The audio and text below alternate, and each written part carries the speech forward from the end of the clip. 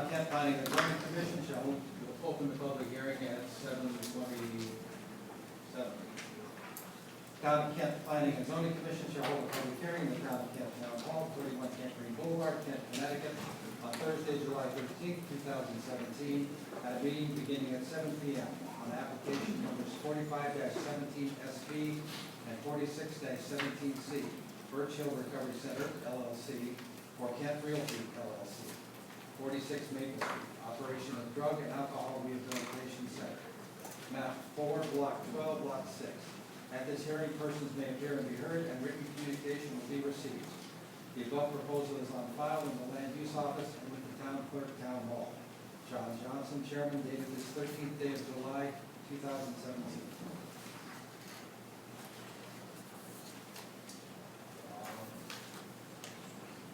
And now I think trying to decide whether we stay here or move. My preference is to stay here.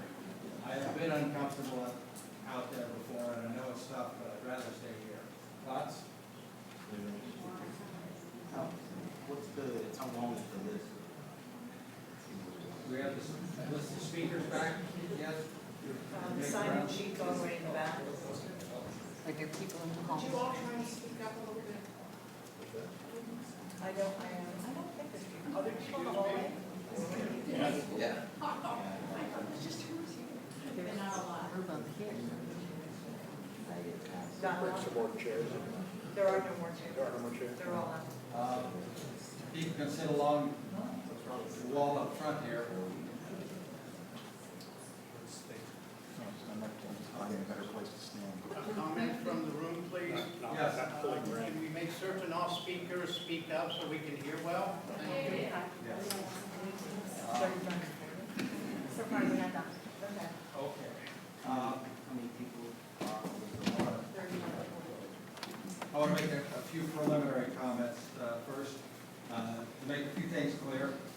First, this is an application before the Planning and Zoning Commission. P&Z is the only body that can approve or deny this application. It's not the sort of thing that can be put to a town vote, or the Board of Selectmen. State statute makes it our responsibility. Timetable, the commission can close the public hearing tonight if it wishes, or the commission can keep the public hearing open up to 35 days. At that point, the applicant can, if they wish, ask us to keep the public hearing open for another up to 65 days. Whenever we close the public hearing, we can either act on the application immediately, or we have 65 days to make a decision. The purpose of the public hearing is for the commission to gather information from the applicant, from the public, and then we can also go to our experts, any appropriate professional or any appropriate source that we want to check information, give us more information.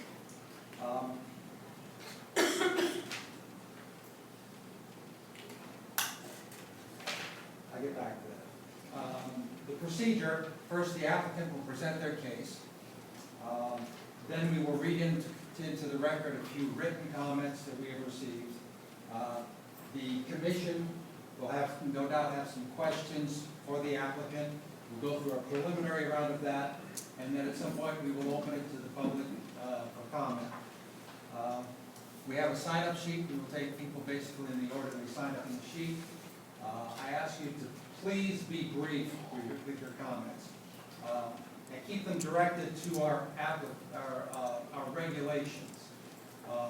There can be a lot of emotion involved in some of these applications, especially special permits are designed for things, uses that may have an impact on the community. That's why we have the public hearing.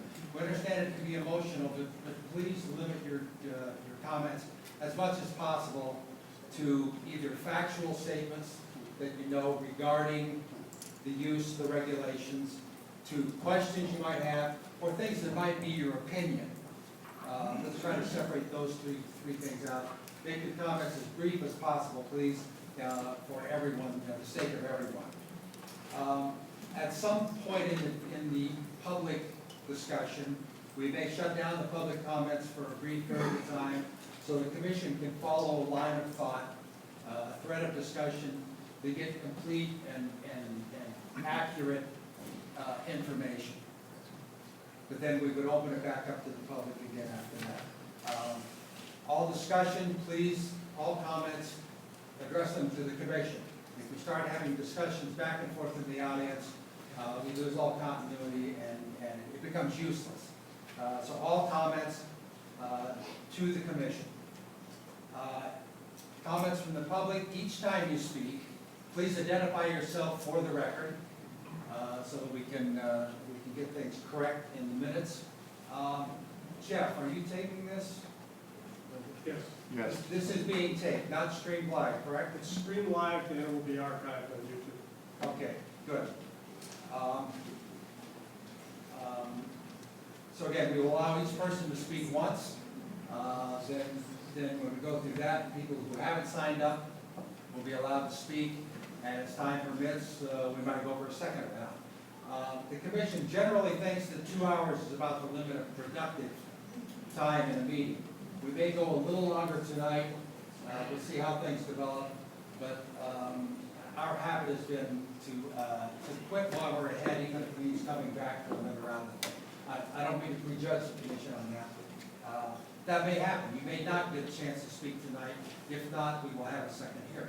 We'll keep the hearing open. Do not expect commission members to show agreement or disagreement with any comments, please.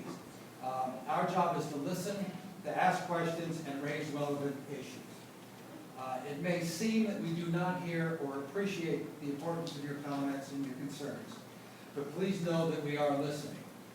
In order to make a fair and legal decision, the commission members, as much as humanly possible, will not express opinions for or against anything until the public hearing is closed. But please know that we are listening to everything that's said. You want to follow with anything, Don? Okay, we will begin with the applicant. Thank you, Mr. Chairman. I'm going to be brief, but I'm also going to try to speak loudly enough so that even without amplification, most of you will be able to hear me. My name is Robert Fisher. I'm an attorney with Kramer and Anderson, and I'm here on behalf of the applicant Birch Hill Recovery Center, LLC, and its manager, Ari Roskis. Mr. Roskis and several members of his team will describe Birch Hill, its plans for the property, which was formerly the Kent Specialty Care Center run by Apple Healthcare. They will cover the services to be provided, operations, security, and how Birch Hill will be a benefit to the town and its residents. They will also answer questions that any of you have. Before Mr. Roskis and his colleagues get into their presentation, I want to briefly explain why this particular property was chosen for the Birch Hill Recovery Center. As many of you are aware, the facility was constructed in the late 1970s by Bill Littler. He was an airline pilot who was also an entrepreneur, and he started importing and distributing Kero-Sun heaters. That business unfortunately went bust when Consumer Reports said that the Kero-Sun heaters were unsafe. Most recently, the property was the home of the Kent Specialty Care Center, a nursing home. Mr. Roskis and his colleagues realized that the property would be ideal for Birch Hill, as it is close to the town center, but not in a residential neighborhood. We have submitted 2 applications to the Planning and Zoning Commission. The first is for site plan approval. The zoning regulations require submission of a site plan for a change of use. In this case, the property is the same. The interior of the building will be substantially renovated and upgraded. However, the exterior will remain unchanged. The existing driveway, parking, lighting, drainage will all remain unchanged. Finally, the amount of the traffic coming and going will be approximately the same as coming and going to the Kent Specialty Care Center. The second application, which I assume most of you are here for, is for approval of a drug and alcohol treatment facility to be operated by Birch Hill Recovery Center, LLC. Section 6.22 of the regulations allows, by special permit, a privately operated hospital, clinic, nursing, or convalescent home, or, and this is the important part, a similar institution on a parcel of land that contains at least 5 acres. As a substance abuse treatment facility, Birch Hill certainly qualifies as a similar institution, and the property contains 11.5 acres. Substance abuse facilities are nothing new in Kent. Highwatch has been in operation since 1940, long before the zoning regulations were adopted. More recently, and this is the most important point and the one I'm going to depart on, the Commission approved a special permit application in 2010 for MCCAA. The approval was for a school and an 11-bed adolescent treatment facility for 13 to 16-year-old girls with drug and alcohol addiction problems. In 2012, the Commission approved a modification of that special permit to delete the age restriction, meaning the facility would be for treatment of women of all ages addicted to drugs or alcohol. In approving the modification of the original special permit, the Commission specifically determined that the facility, now known as Trinity Glen, was allowed under section 6.2.2 of the zoning regulations. In other words, the Commission has already made a determination that the drug and alcohol treatment facility is a, quote, similar institution allowed in zoning regulations.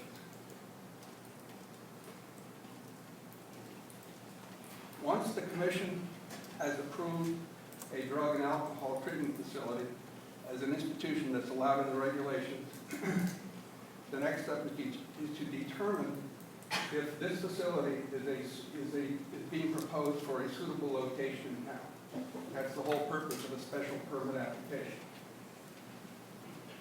The regulation section 4.15.3 lists 8 separate standards for approval. And I am confident that those standards can be satisfied by Birch Hill Recovery Center. This is not a residential neighborhood. This is a facility with its own private road, and it will have little or no impact on any residences within the immediate area. That's enough of the legalities, and if Ari Roskis would please proceed. Thank you, Rob.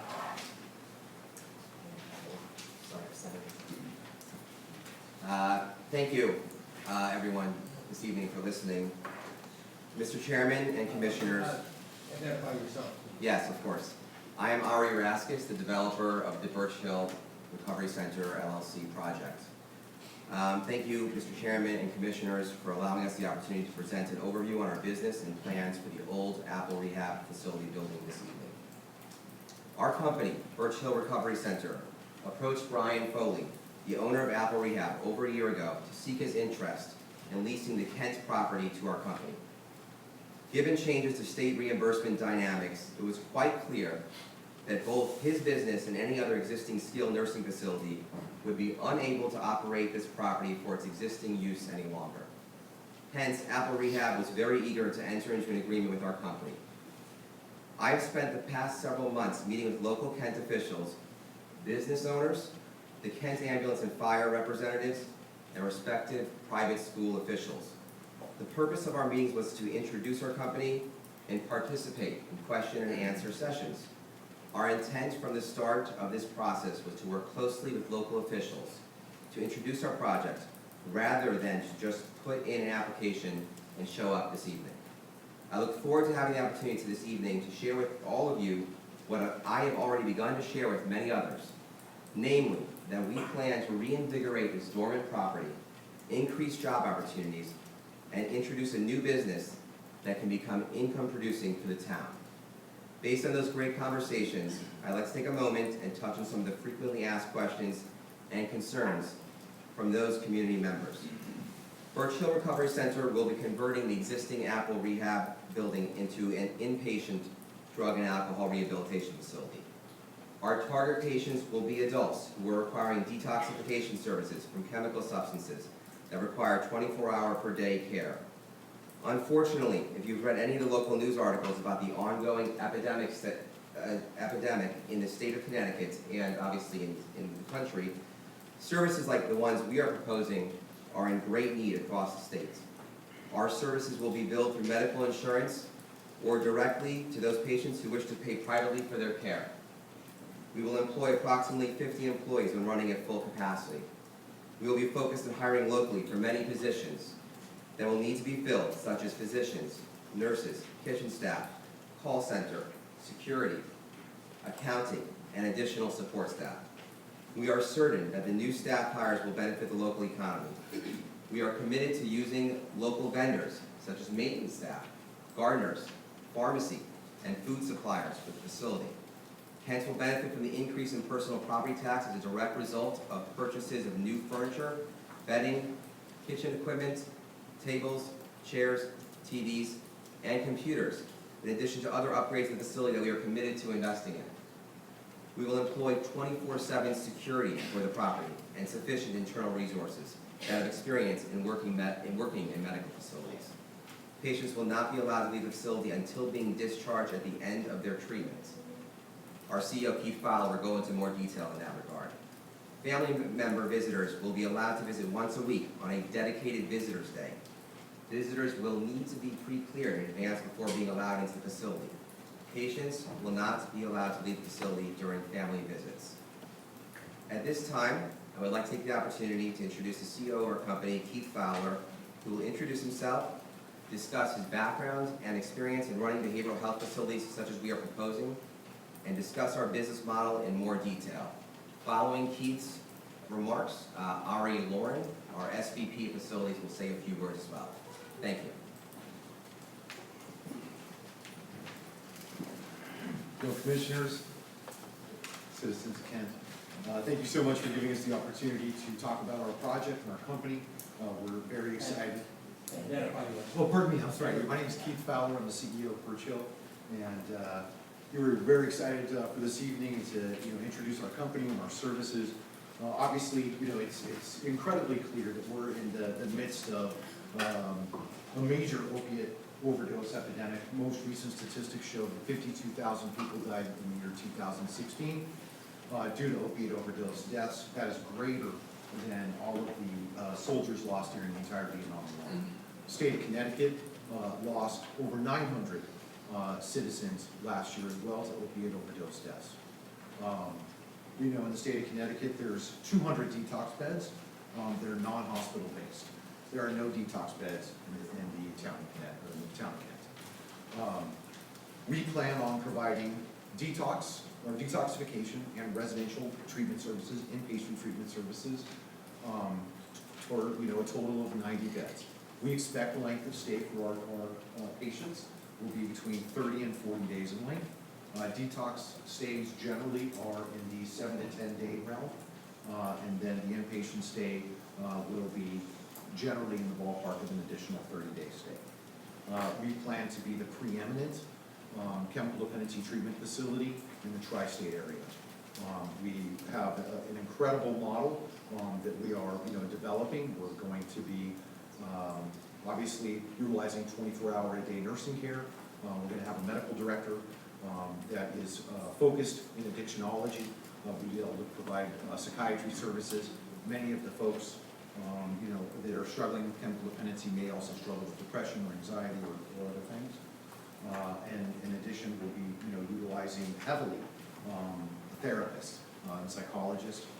We believe firmly in being able to provide individual chemical dependency counseling services, individual therapy, group therapy, and obviously this is a family disease.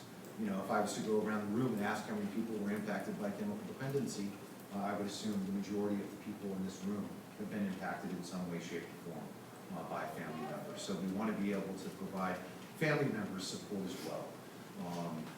It is important also that we're able to provide security services. We realize this is a beautiful and wonderful town, and we want to ensure that our footprint in the town is very small and that we are incredibly thoughtful around security services. One of the things that we are doing really above and beyond is at the pre-screening level.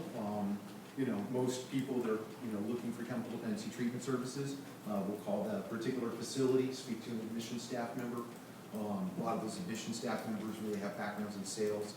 We're going to have people that are really geared with a clinical background and are able to really screen people so we can ensure that the patients that are coming in are appropriate patients to be bringing into our facility.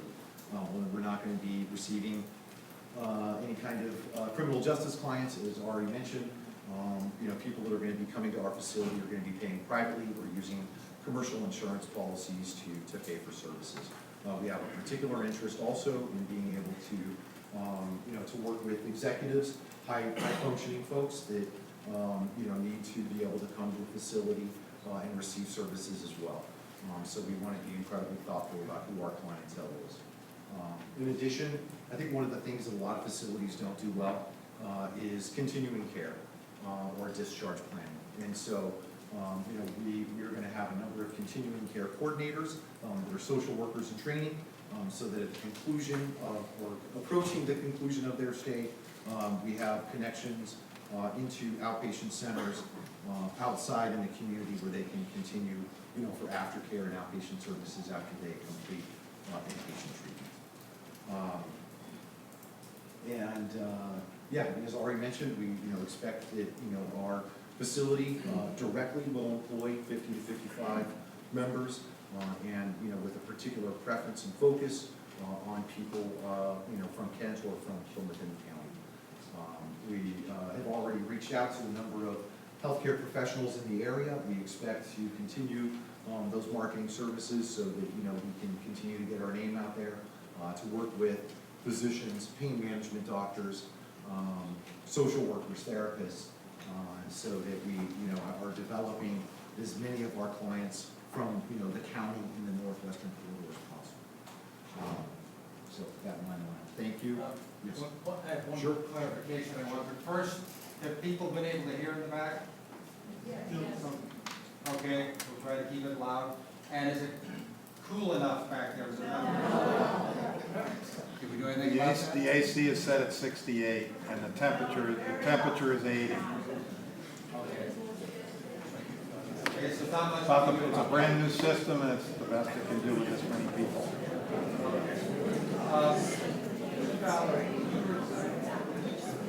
Okay, quiet please.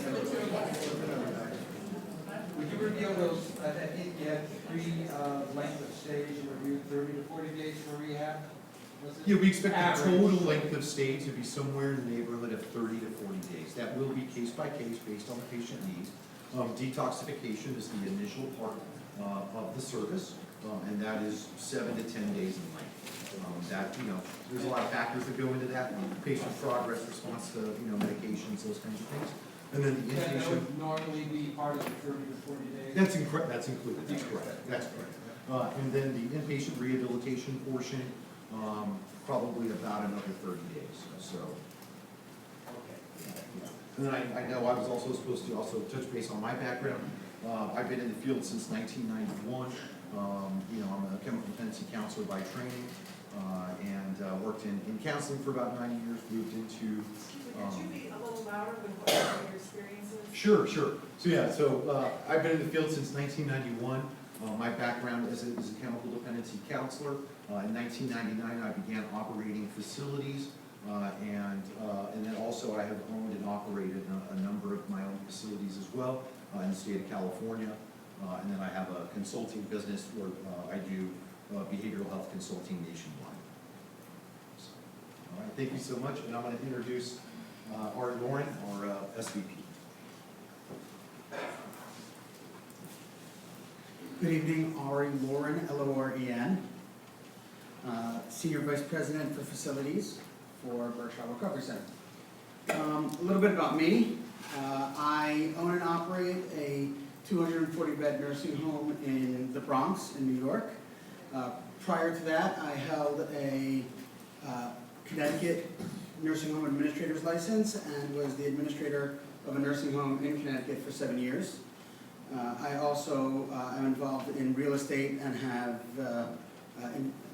involvement in real estate in New Milford, Roxbury, Washington, and Middlebury. So I'm very much in this part of the state. Litchfield County also houses my son, who is at a boarding school here in Litchfield County. As mentioned earlier, we're not going to touch the outside of the building or the property. Our focus on the property is going to be from a facilities perspective on renovation of the interior. Some of the things that we're planning on doing is adding new carpeting, better lighting, new flooring, updated IT programs, building out a gym with gymnasium equipment, improving and widening hallways, common areas, updating patient rooms, adding business center rooms, really bringing the building to a 2017 level because it's not there today. We're building this building with the intention of it really being the premier facility in the tri-state area, perhaps even in the Northeast. We really want a top-notch property here, and that's what I'm tasked with bringing to this property.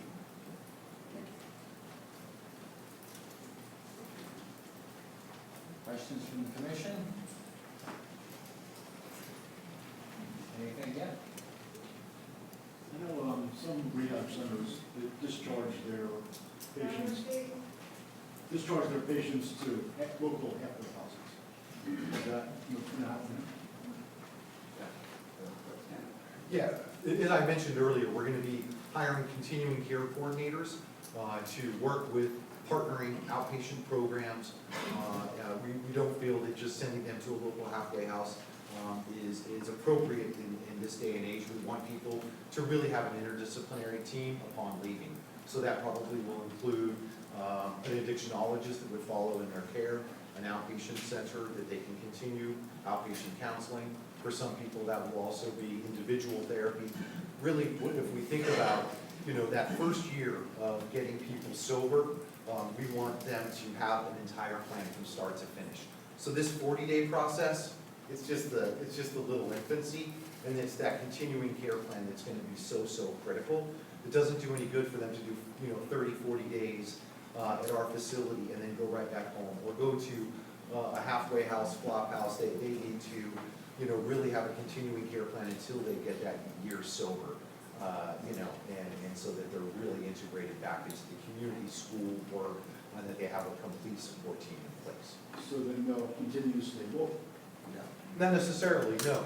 They may be coming from all parts of Connecticut, so we would be setting up resources for them in their local town. And so if they're coming from, Greenwich, and they're coming to do detox and inpatient treatment, at the conclusion of that, we ethically must discharge them if they're going to be returning home with a complete aftercare plan. So that might be a chemical dependency outpatient program in Greenwich, individual therapist there, maybe a sober coach, as well as a physician that focuses on addiction medicine. And so that way they have a complete aftercare program that's going to get them to that year sober. That's really our intention. Would this be a, Can I just take one step further? please identify yourselves again. I'm sorry. Yeah, Each sure, side. Ari Raskis. One thing that we've already started to do is lay the groundwork with other local hospitals and other outpatient centers throughout the state. So, to Keith's point, if a patient comes from Greenwich, or they come from North Canaan, or they come from Stamford, or they come from other areas within the 30 to 120 mile distance within the states, they will be coming here, and after they are discharged, we will be responsible for getting them back to where they need to go. So if they don't have someone picking them up, we will have transportation ourselves to get them back to their original destination. Because no one is going to leave the facility and just walk out day one. That's just not happening. we are very cognizant of the fact that they need to go back to where they came from and have a support system there. So as part of our groundwork, we have to meet with outpatient centers all across the states and other hospitals to understand where the support system is in the places where they came from. So I just want to be very clear on that point for the commissioners as well as for the people in the town of Kent. All patients are from Connecticut, there's no patients from New York or any other state. Patients could come from outside of Connecticut, but right now our only focus is servicing Kent because there's a complete lack of facilities in this state. It's extremely clear just from looking at the statistics. And obviously, I think there's a question that came up at a different point, reading some press, that we will be filing a certificate of need with the state because you cannot operate a facility of this ilk unless you have a certificate of need in place and approved by the Office of Healthcare Access and the Department of Public Health. I think you had a name for that, that process of Discharge officer, continuum of care. Continuum of care, Yeah. thank you, yes.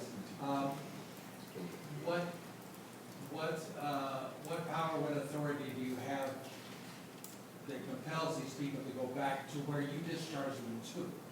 Because we're going to transport them. But if they don't want to go, what happens? I mean, is that, what's the requirement?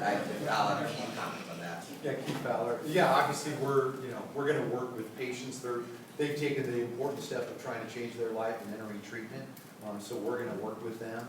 And sure, there might be situations where we don't want them to return to their home because that's a bad place to return to. And so, sure, maybe, they will be, going to another community or things like that, but that is all a part of discharge planning. Discharge planning starts on the day of admission, and it is what is the healthiest, best, and most stable situation for this person to post-discharge for them to go to so that they can continue in their sobriety. That's got to be an important, relevant part of the treatment. The treatment team will be meeting weekly, comprehensively to go over each case, to be taking a look at not only the treatment plan and what we're doing for them during the course of their care, but then also what are their post-discharge plans look like. As I said with the car detailing application earlier, the application goes with the property even if there are different owners, different operators of the business. Continuum of care, is that something that's required by the state, by your licenses? Is that your business plan? It's our business plan, and it's industry-wide best practices. That's correct. To be able to say, okay, and it's also good business in terms of some, reciprocity, right? So if we're, wanting to, connect with outpatient centers to be able to say, hey, we're going to be able to give you guys a fair amount of referrals per month, that's going to be helpful for them. Or a physician that specializes in addictionology, hey, we're going to be able to, provide you continuing care cases, as people are looking. I think Mr. Rasmus said that patients are not allowed to leave until the end of their treatment. Correct. Is it a lockdown facility? No. What's your authority to keep them from leaving? Sure. We're not going to be able to tackle people at the door if they choose to walk out the door, obviously. But in terms of the rules and regulations of the facility, we're not going to have people leave until they're point of discharge. Yeah, Ari Raskus, one more comment on that. So we've already begun to have extensive discussions with companies that do security assessments of buildings of this ilk, so that we know that we have all of our bases covered as it relates to all the exits and entrances of the entire property. We haven't done that yet, obviously, but that's definitely within the plan of the renovations, obviously, and a full security assessment. Yeah, I don't want to monopolize things, and it doesn't have to be now, but at some point I'd Sure. be interested to know more about the security plan. One important point I thought I heard you say, there's no court-ordered client, is that correct? There are no court-ordered clients. That's correct. Right. That's So correct. everyone, your clientele is strictly volunteer. That is correct. Yes. I have 3 questions. What is the age restriction? 18 and over. 18 and over. And are clients allowed to have cell phones? Mhm. That has been an industry-wide conversation for the past few years. It's our belief that cell phones are not helpful to people that are, entering a detox facility. Most likely on that cell phone contact, they're gonna have their drinking friends' contact information, maybe their drug dealers' contact information. So upon admission, we will confiscate that cell phone. They will be able to utilize the staff phone under staff supervision during the period of the detoxification. And then we would work with patients to get what we call a clean cell phone. And so we think an important part of that therapeutic process is for their therapist to sit down with the patient. Let's go through that contact list if you're really serious about your sobriety. Then let's take a look at how many of your drinking friends are on there, how many of your drug using friends are on there. Why don't we go ahead and delete those? Boy, it's monopolized by that. Why don't we just get you a new phone number because you're getting a new start on life anyway. But yeah, in terms of, we want to keep people safe. And so we think the safest way to do that is to make that a no cell phone policy. Upon admission, it's confiscated. They can use the landline under staff supervision when they're first there, because we want to keep them safe. And a day in the life at Birch Hill? So a day in the life, it's a highly structured day. So detox is a little bit separate, so I'm just going to put that aside for the moment, and then we'll talk about what we think the inpatient rehabilitation day will look like. So we'll expect that people will wake up at around 7 a.m. And obviously, we'll be served breakfast first. Come back from the dining room, do a morning meditation, do a goal-setting group for the course of the day, kind of focus up what they're going to do on their day. Before lunch, between breakfast and lunch, we're going to do the bulk of the groups. So we believe every day should start with process group or group psychotherapy, because that right away you get a sense of how everybody's doing in the community. So we'll start that with group psychotherapy, and then we'll go into some specialty groups. We're going to use pretty amazing curriculums, whether it's going to be dialectical behavioral therapy, cognitive behavioral therapy. I believe that you guys actually have a list of all of the therapies that we plan to provide during the course of care. So we'll be doing lots of groups in the morning, lunch, and then after lunch, we're going to get them up and moving, right? How many of us in the course of our day, we're pretty productive in the morning, you have lunch, and you kind of go downhill afterwards, right? So we're going to get them up and moving in the afternoon, try to utilize the outside space, weather permitting, do maybe some experiential activities, yoga, gym, any kind of guided meditation, any of that stuff in the afternoon where they're going to have some movement. Therapy is going to be quite heavy in the morning. They're going to have some time after that to do some journaling, some quiet time, some reading. Everybody's going to have homework that they're working on. Maybe they're dealing with the relapse prevention plan, that kind of a thing. Dinner, and then usually we'll do some kind of 12-step support in the evening where, maybe we'll have some AA members come in, and do a little panel. Maybe we'll do kind of a book study in the evening, maybe we'll do a movie. So that'll generally be kind of a day in the life. Detoxification, obviously, the focus is on getting better. So a day in the life there, people are going to be getting nursing assessments, up to 4 times a day, around the clock, based on what the physician orders and the nurse needs to implement. And we'll be receiving medications to deal with withdrawal symptoms. We'll give them the opportunity for groups and education as well, but those groups will be voluntary because they're not going to be doing very well, right? So, they're going to be maybe dealing with hand tremors, or they're going to be dealing with, bone pain, or they're going to be dealing with stomach issues. So the primary focus there is on rest, relaxation, making sure they're taking their medications, that they're in good medical condition, that they have a safe and secure environment. And how many detox beds are there? 32. So how many facilities in the state of Connecticut have rehab and detox? I don't know that off the top of my head to put that on public record, but I can get you that information. You said there'll be visitors one time a week. Is that, there's one day of visiting, or it staggers out for all patients? No, we wanna do it kind of at a uniform time. So basically during the course of the week, we'll have a treatment team meeting. Physician, director of nursing, our medical director, therapist, clinical directors. We'll go over the caseload of each person, top to bottom, right? Do they have family? Is the family appropriate to attend during visiting hours? Are they supportive? Is it appropriate for them to have a family session during visiting hours? And then they would put in that request, and then that request would be, kind of approved or denied based on the feasibility and that the emotional health of that potential visitor. We think it would be better actually to centralize that time rather than to stagger it, because we can staff for it and manage it in a much more, I think, productive way than it just being kind of all day long. So how many visitors, how many of the patients would you expect to have a visitor on that given day? Yeah, sure. It's hard to know, but I think, the industry standard generally would be, maybe up to a third might have a visitor that would be able to show up. That leads into, is I'm really now thinking about parking. Yep. So you're talking about 50 or 55 employees.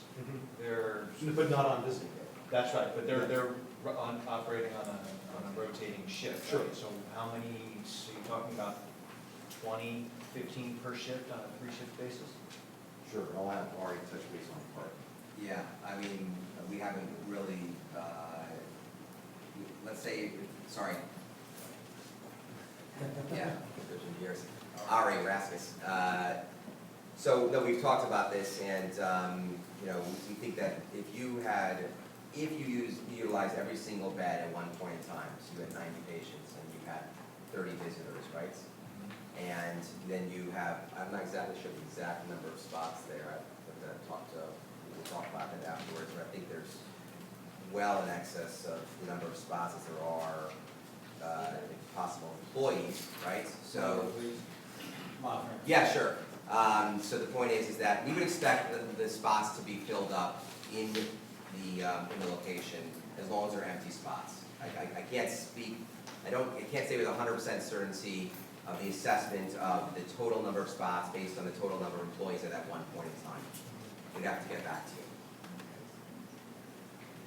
During the 7 to 10 day detox window, can you give a percentage of how many times a client's symptoms might be beyond what you can handle at the facility, and when you might have to call in an ambulance or, hire something beyond what you can have on site? Sure, so Keith Fowler. So it is our intention to, and this is premature because we got to do, Can you repeat the question, please? It wasn't quite, because I thought you could raise it. Within the 7 to 10 day detox window, I was in how often a client might present symptoms that are beyond what they can handle. and we do the CON and pass that at the licensing point. It is our intention to do a level 4.0 ASAM detoxification center so that in fact we can run IVs, have RNs around the clock. We can be the highest level detoxification center that is licensed in the state of Connecticut so that we can handle all of those scenarios except for, a level of medical emergency that would be cardiac arrest, those kinds of things that would require emergency services in a full hospital. So my hope would be you're talking less than 1 or 2 incidents per calendar year. To take his question another step. Sure. You have done this for a while. Yes. You run facilities, not in Connecticut, but in California. Do you have a database of information from your experience of success, failure, problems, some sort of story that can give us confidence that you're the man that can do this going forward? Do you have those kind of statistics, kind of like what you was suggesting? I'd be happy to provide those statistics. Can you clarify just a little bit in terms of what statistics would be helpful for you in terms of clarification? Well, in a facility, if you've done one of this very size, or maybe half the size, of how many patients came in a 6-month period, how many recidivized, hadn't come back, just, we've seen this from other people who made applications, give us a history of their success or lack of success, but that doesn't mean failure. It just means, I just wondered if you had a way to share that.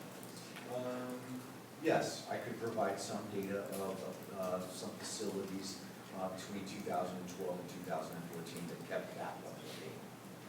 And then also in San Francisco, I managed a publicly funded detox, and so I've got some data to get some grants as well, so yes.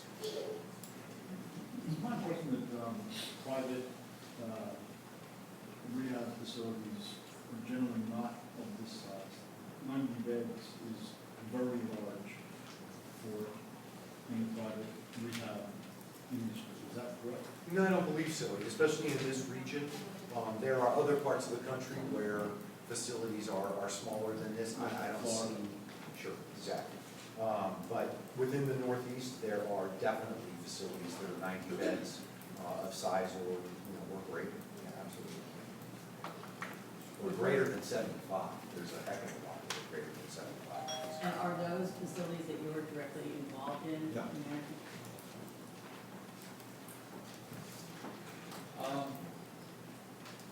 Would a 2-minute break help people who are standing or sitting? We've been at it. This window is great. I'm surprised you don't know the rest of us. We might try that. We've been at it for an hour and 10 minutes. I'm serious, 2 minutes stretch. Yes. Move around, whatever you need.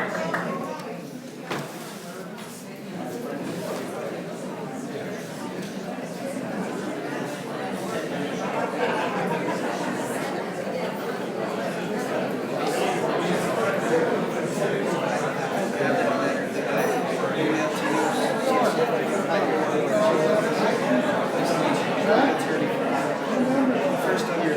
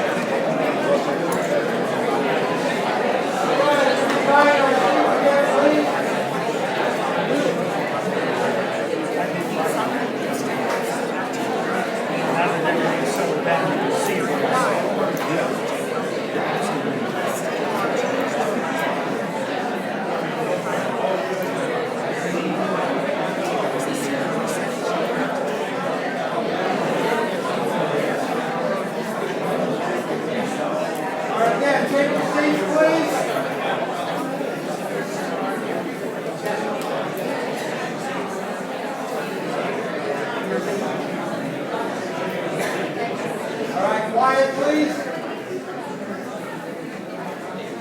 We are recording again. Commission members, do you have more questions of the applicants? This woman? Okay, applicant, anything else you want to add right now? Okay. I have, three things to read into the record, three written communications.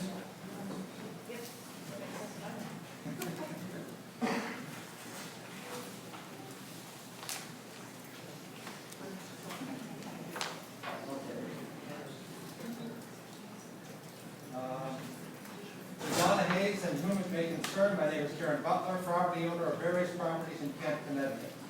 Please add my point of view to the meeting minutes of Thursday, July 13, 2017. I strongly oppose application numbers 45-17SP and 46-17C, Birch Hill Recovery Center, LLC, for Kent Realty LLC, 46 Maple Street, operation of drug and alcohol rehab center, map 4, block 12, lot 6. This proposal, if passed, will adversely affect the quality and peace of Kent, Connecticut. It also raises concern for the need for more police, especially given the mixed clientele the facility will attract. Please take my view into strong consideration. Please confirm that you have received this email. Thank you, Karen T. Butler, Kent property owner. To whom it may concern, my name is Julie Butler, property owner of 23 Maple Street, Kent, Connecticut. Please add my view to the meeting minutes for Thursday, July 13, 2017. I strongly oppose application numbers 45-17SP and 46-17C, Birch Hill Recovery Center, LLC, for Kent Realty, LLC, 46 Maple Street, operation of drug and alcohol rehabilitation center, map 4, block 12, lot 6. This proposal, if passed, will adversely affect the quality and peace of our business, residential, and educational communities. Plus, it raises significant concern for the need of more police available 24/7, especially given the mixed clientele it will attract. As a neighboring property owner, please take my view under advisement. For my records, please confirm that you have received this email. Thank you, Julie Butler, innkeeper, Kent Country Inn, 23 Maple Street, Kent, Connecticut. Memo from John and Elizabeth Baker, 76 Spooner Hill Road, South Kent, Connecticut, 06785, to John Johnson, regarding public hearing regarding special use permit for Birch Hill Recovery Center, the site of the former Kent nursing facility. The Birch Hill Recovery Center was established in the state of Connecticut in January 2017. Consequently, there is no track record available to make a responsible judgment as to the appropriate use of the former Kent facility. Birch Hill Recovery seems to be a subsidiary of RK Equity Group. We would like to know much more about them. What do they do? What other facilities have they invested in? This one apparently would be run by Ari Raskas, who is a partner of RK Equity Group. What is his background and qualifications for running a drug and alcohol rehab center? The other participant is Hillel, did I get that right? Hillel Goldman, a Danbury lawyer. What role would he play in the operation of the recovery center? Until we were persuaded otherwise, we believe that the location of such a facility within an easy walk to the bars and liquor stores in Kent would be a temptation to those in recovery and could well prove detrimental to the residents of Kent. We hope that before any special permit is issued, that these and many other questions must be addressed to the satisfaction of those who live in Kent. There is already a successful, quote, recovery center, end quote, in the town of Kent. When Highwatch has operated successfully for many years and proven its values, why would we need another such facility? We look forward to this evening's meeting. John Mills Baker, Elizabeth Liddy Baker. I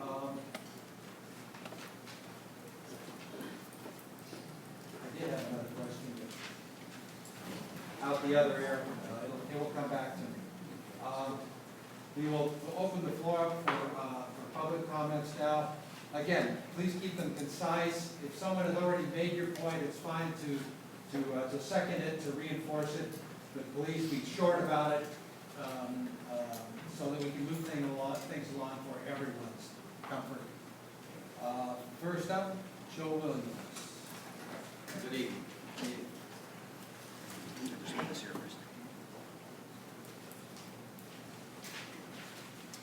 evening, Mr. Chairman and Commission members. My name is Attorney Joe Williams.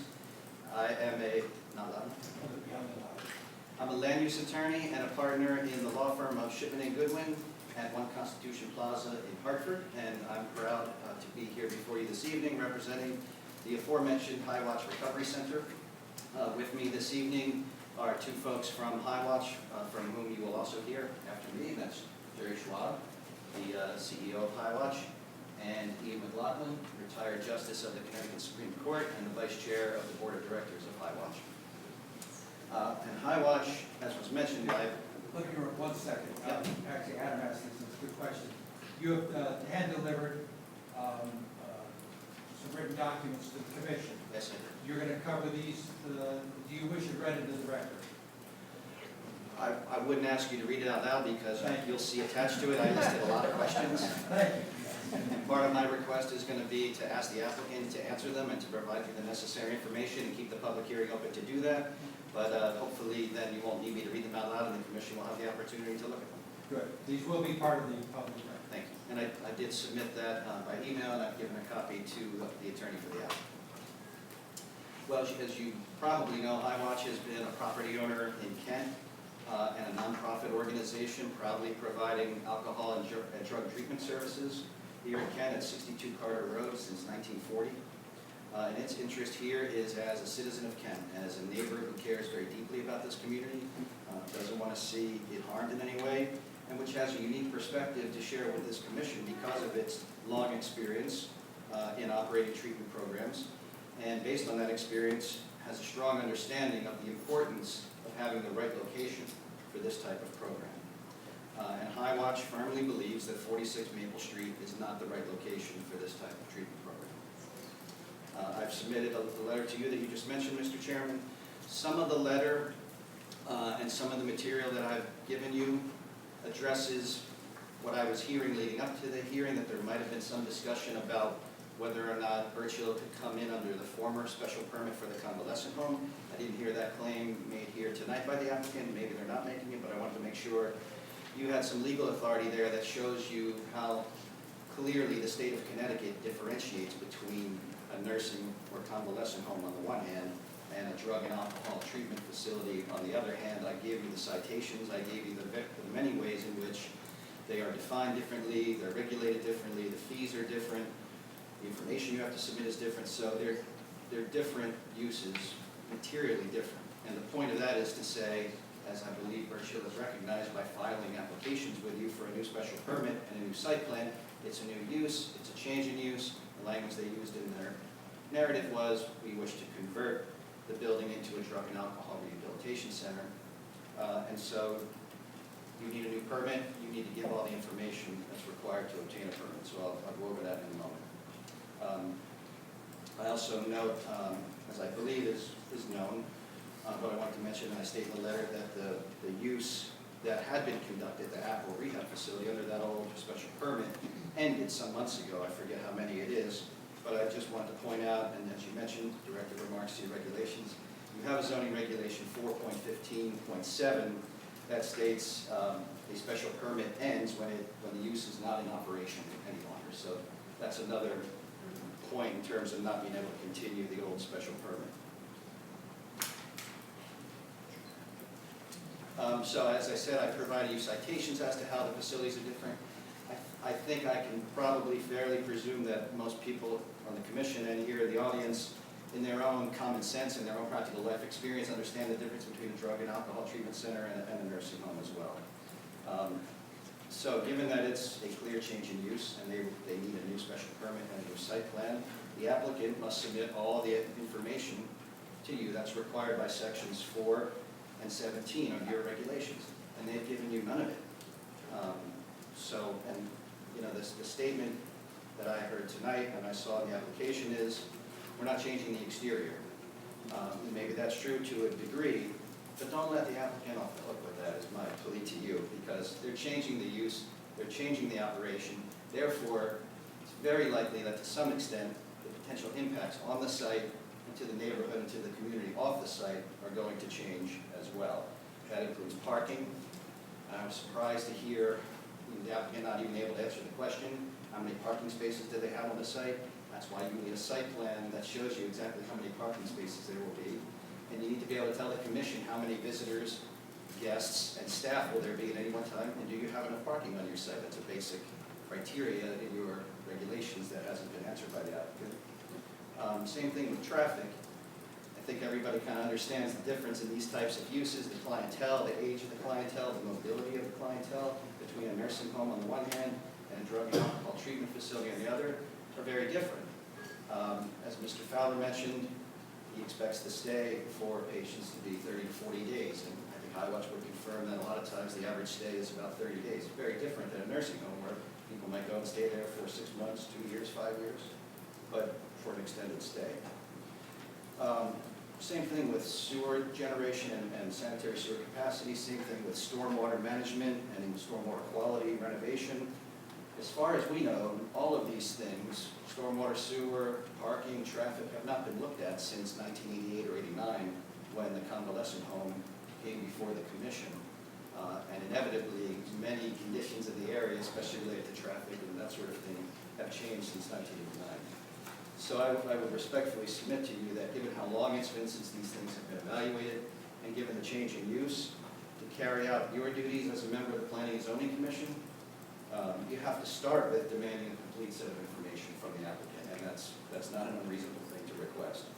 So because there has not been sufficient information yet to answer these questions, there are a lot of questions left unanswered. I've provided a list of what we believe some of those questions are attached to my letter.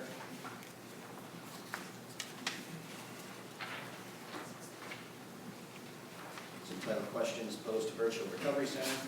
Some of them have been brought up tonight, some of them may have been answered, many of them have not been. There's a fair question about what's the track record and experience of this applicant. This LLC was just opened. I didn't hear exactly who's going to be living here in Connecticut and working in this facility and running it every day. Maybe these gentlemen are, but nobody has said that they would be. And I list a lot of different questions about what's the affiliation of the center, is it a franchise of a publicly traded for-profit company, how's it funded, who's running it. Another question comes up, will they be accepting Medicaid patients? I only heard that they would be accepting patients who have private insurance or can pay themselves. We listed a lot of questions about security, the screening procedure, and I think there's a real question still pending, given that the applicant first said we won't let anybody leave, and then said we really have no way of preventing people from leaving. So that's an open question. We asked questions about what's the response plan if people do leave the facility, who maybe we don't want walking into downtown Kent. We asked a lot of questions about parking generation, what's the need for parking, what's the level of service at the driveway and at the intersection of Route 7 and 341. Has that been looked at? What are the sight lines coming out of the driveway? We read the minutes of the hearing of this commission back in 1988 or 1989, and the sight line was an issue then, and there needed to be some work done to correct it, so that should be analyzed. The standard may be different now. The state DOT bases the need for sight distance on the speed of the roadway. They use the 85th percentile, they call it. And maybe that's different than it was in 1989. A lot of roads have higher speeds now than they did in 1989. None of this has been looked at or answered, and there's a whole lot more I want to spend a lot of time on with regard to the site plan standards and stormwater and sewer, et cetera.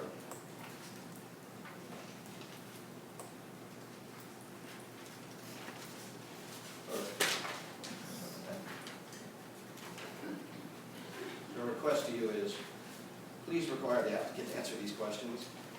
Please require the applicant to provide all information that is necessary for you to make a fully informed decision on the site plan and special permit application. And please keep the public hearing open to allow that information to be submitted and for all of the public to have the opportunity to review it before the next time. I would just note, in my experience, this has been a very short period of time allotted between the filing of an application and to commence the public hearing at the next commission meeting at which it's being received, whereas usually it's received and then set for a public hearing another time later. So I don't think it would be fair to the public for the commission to close the hearing this evening, especially with it being a time of peak summer vacations. So hopefully you'll keep the hearing open past tonight. If you don't I would respectfully submit the proper course would be for the commission to deny both applications as incomplete and for failure to satisfy the criteria in your regulations for both applications. The applicant didn't really provide you enough information to enable you to make the required determinations under your site plan special permit regulations, but from what they did submit, we believe the commission can conclude that the application fails to meet the special permit criteria of section 4.15.3. In particular, subparts A and D, and both of those go to whether the proposed use is appropriate in this location and whether it's compatible with the character of the area. There are several schools, homes, and as somebody pointed out, establishments serving alcohol located close by to this site. And it's not entirely clear exactly how the applicant will screen people coming in, how it will prevent people from leaving. We don't believe it can. And what screening it will do about visitors. And you'll hear from some of the folks affiliated with Highwatch who have real experience caring for folks. A lot of issues can come up that they have to deal with, and you have to be in the right location to properly deal with them. In contrast to Highwatch, which is remote and up in the woods, this facility is right in the middle of downtown. And within a 1 mile radius of the site, you have the Kent Education Center and Nursery School at 6 Bridge Street, Kent Center School at 9 Judd Avenue, and Kent School at 1 Macedonia Road. And there are 8 establishments that serve or sell alcohol within 1 mile radius. Right next door to the property is the South Common Apartments. There are multiple other residences, and there's a kids' fishing pond right at the end of the driveway. So, and I would like to submit to you copies of a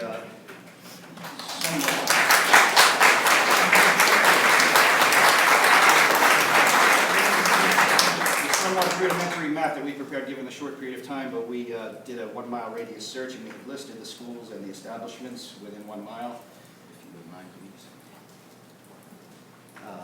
And here's an aerial photograph for your record as well that you can use to locate some of those things.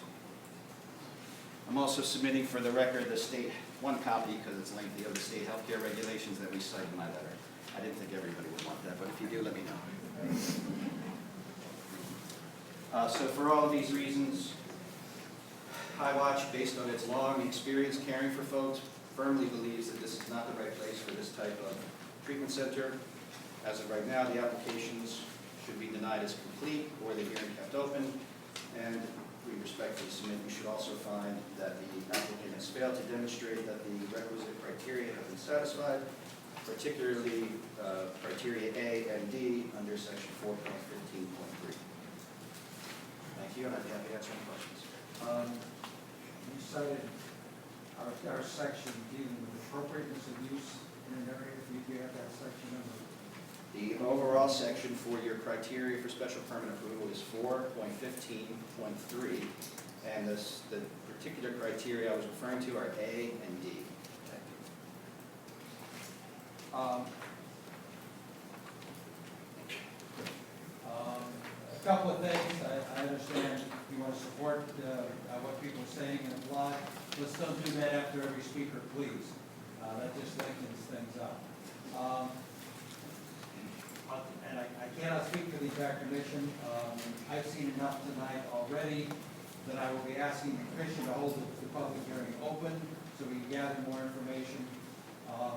If so, Donna will be making a list of questions to send to the applicant or to the appropriate source for more information.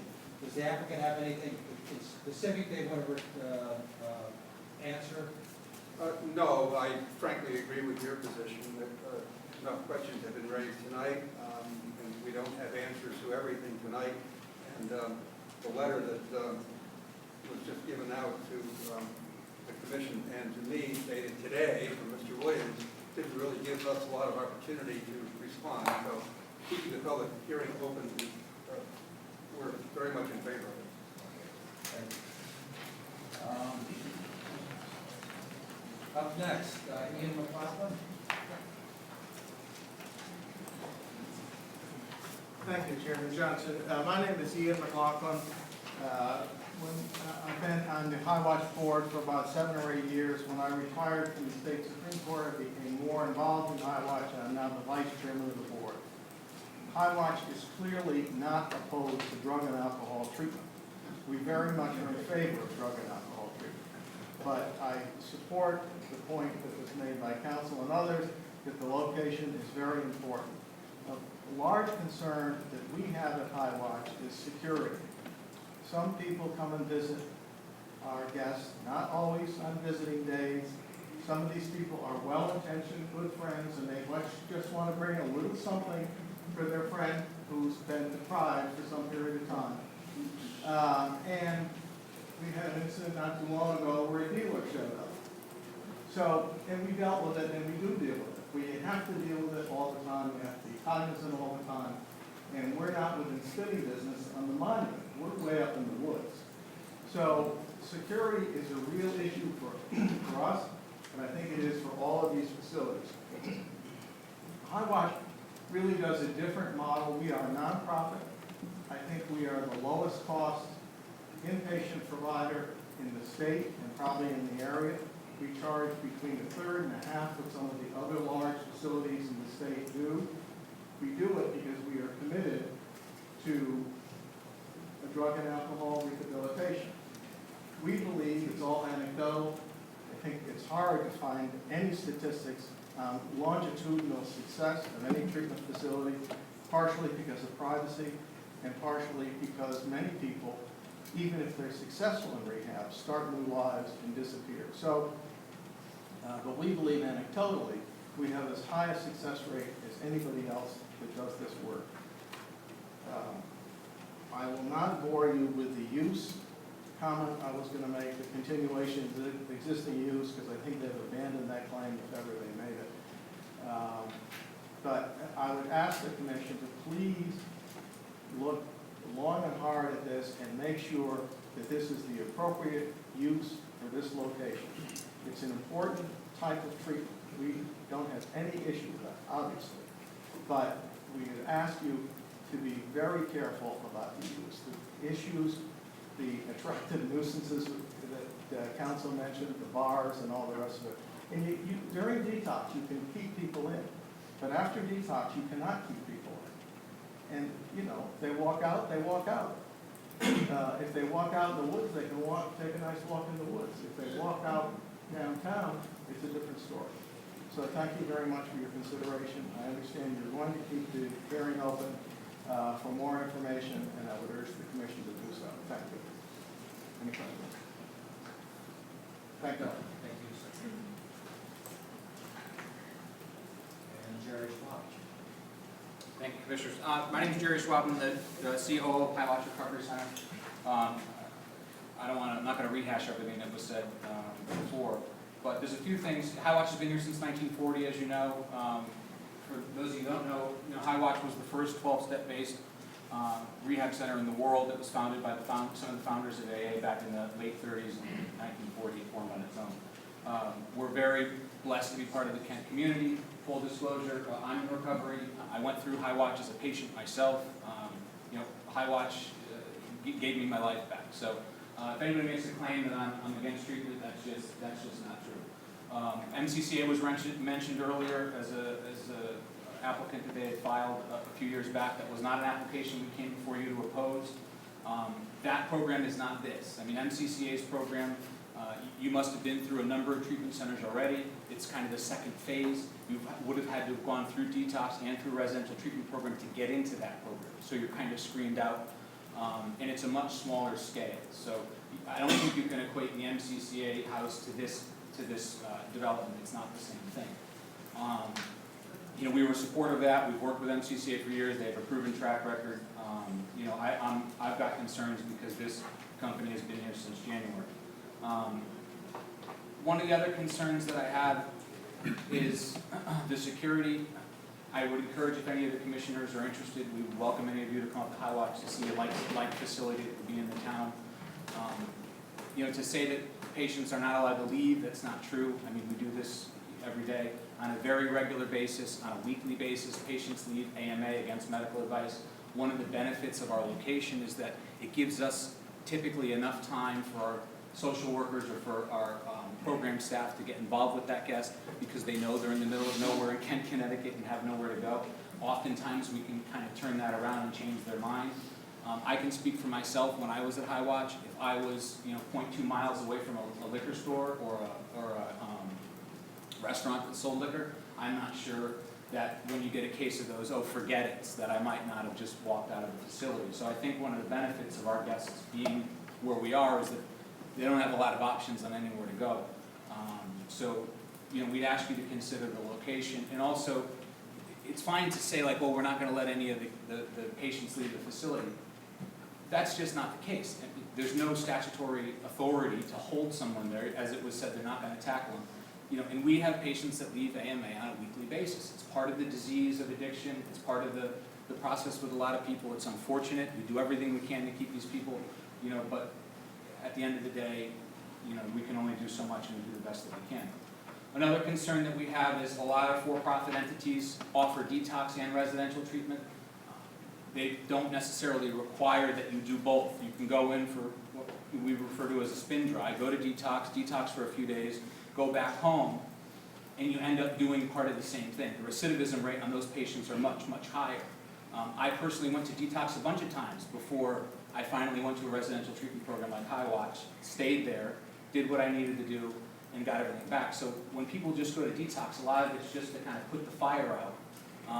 And then, they end up oftentimes at a much higher rate going back to doing what they were doing before. So, detox is a necessary part of the treatment. I think that if the business model is thus that a guest can go there just for detox, that's a for-profit mechanism and not necessarily in the patient's best interest. It's not best practices, but a lot of for-profit facilities do things like that. As for drawing the services, unfortunately, High Watch does draw on the resident state trooper, and we do draw on the ambulance more often than we'd like. To say that a facility is only going to use the ambulance 1 or 2 times a year in the state of Connecticut is not realistic. With the detox center, the higher acuity patients are going to be there that aren't necessarily at High Watch at this point in time. I would argue that the use of the local town services is going to be much higher than High Watch's. A good comparable entity would be Mountainside, which is up in Canaan. If you talk to Mike from the ambulance, he's had some conversations with them. They're up there about 300 or 400 times a year. And to say that you can handle everything other than a cardiac arrest is quite honestly a little ridiculous. I mean, if somebody comes in with chest pain, or is presenting with chest pain, and you need to do proper treatment, they need to be in a hospital or a facility to give them the best treatment. As far as visitors, on the weekends we track this. Every guest that comes into High Watch that has a visitor on Saturdays or Sundays is required to sign in with us and come to the front desk. We keep track of those so our clinicians can see which one of our patients do have visitors so that they can look at the list. The statistic for us is a little different. 3/4 of our guests on the weekends have visitors, often 1, 2, 3, 4 visitors, depending on the family size. If a parent is there, oftentimes on the weekends, the spouse and the kids will come. But our experience is on the weekends, 3/4 of our guests do have visitors on the weekends. We've got some great arrangements with some of the facilities in town, the Fife and some of the inns, where a lot of times the guests will stay over on the weekends. So I just wanted to give you our statistic. And we would make ourselves available any questions the commission might have with regards to what our experience has been or what any of our statistics are with regards to our guests. And the other thing that I wanted to touch upon was, it was presented by the applicant that they would only be taking patients who have private insurance or self-pay. That's either not true or a true lack of understanding of the certificate of need process in the state of Connecticut. Because the certificate of need process in the state of Connecticut through the Office of Healthcare Access requires now, as of 2 years ago, that you prove to the state of Connecticut that you were going to serve a certain amount of the Medicaid and indigent population. So you can't get a license in the state of Connecticut to operate this facility without proving to the state that you can, require that you can provide services to the Medicaid population. So either that was a false statement or lack of understanding of it, the system, because they're from New York and California. But in Connecticut, you have to show them this now, and that was as of a couple years ago as the governor's, to try to increase access. As opposed to the opioid crisis, that's sexy and fancy to say because it's on the news, but quite honestly, the the opioid crisis that's going on in the state of Connecticut is the lack of access for Medicaid beds. Private pay facilities, facilities like Mountainside, which is a great facility to the north of us, and there's other facilities that have plenty of open beds. The real, I also sit in the state of Connecticut's Drug and Alcohol Council. The real need in this state of Connecticut is for Medicaid beds. I didn't hear any mention of that. So, another $30,000 facility, that's great. Not a lot of people can access those, especially people that are, in these types of situations. So, again, I would offer, our, expertise and, any questions that you might have for us that we'd be happy to answer. And you're welcome to come take a look at the facility and how we operate to understand how this might operate. Thank you. Before we move on, I'd like a few clarifications. Mr. McLaughlin stated that during detox, clients can be detained, but not after. Is that correct? Yeah. Did I understand correctly? They wouldn't be allowed to just run out the door because they might be under the influence of a controlled substance. So the evaluation process, they wouldn't be able to be kept there for 10 days, but they wouldn't be able to run out the door right away. So there'd be more of a process that would involve a physician to get that person appropriately discharged. Somebody in a residential program, there's going to be if somebody wants to leave, somebody wants to leave.